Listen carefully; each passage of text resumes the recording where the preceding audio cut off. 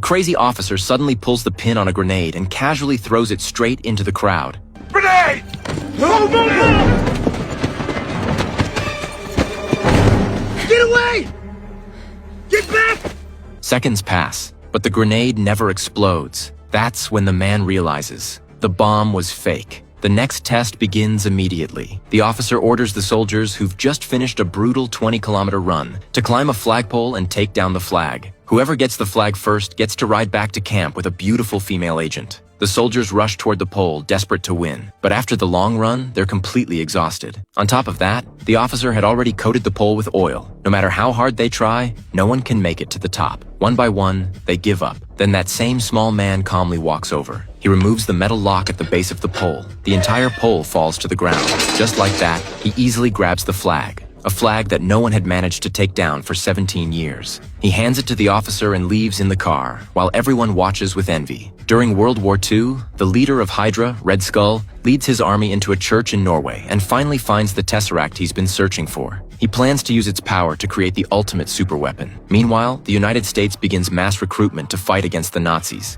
And this skinny young man named Steve is one of the volunteers. At the medical exam, the examiner takes one look at his body and immediately stamps him as unqualified. Feeling frustrated, Steve goes to a movie theater to clear his head. A loud guy in the front row keeps causing trouble, annoying everyone around him. Steve stands up and tells him to stop, but later, he gets dragged into an alley and beaten badly. During the fight, Steve grabs a trash can lid to defend himself, his very first shield.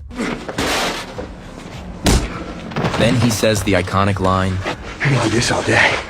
Just in time, his best friend Bucky shows up and teaches the guy a lesson. Back then, Bucky was just a regular soldier, and the two of them were inseparable. That night, they go together to the World Expo. On stage stands a man with a small mustache, Howard Stark, Tony Stark's father. He's introducing his latest invention, an anti-gravity hover car. While everyone else watches the stage, Steve's attention is drawn to a recruitment poster on the wall. More than anything, he wants to serve his country, but he's already been rejected 4 times. Encouraged by Bucky, Steve decides to try one last time. At the recruitment center, he meets the man who will change his life forever, Dr. Erskine. The doctor sees something special in Steve, his courage and his refusal to give up, so he gives him a chance. Steve finally becomes a soldier, joins the best unit, and earns the opportunity to be selected as a super soldier candidate. But standing out among elite soldiers is almost impossible. Obstacles others clear easily leave Steve struggling. He's mocked, bullied, and even sabotaged during training. Still, none of that stops him. Through his actions, he proves that true strength comes from courage and intelligence,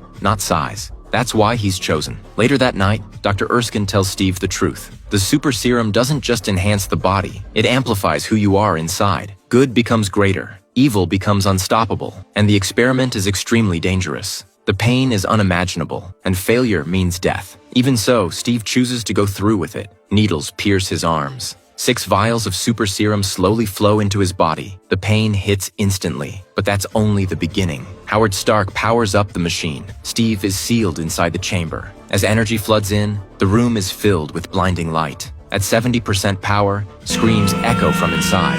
The doctor rushes to shut it down, but Steve stops him. Don't! I can do this!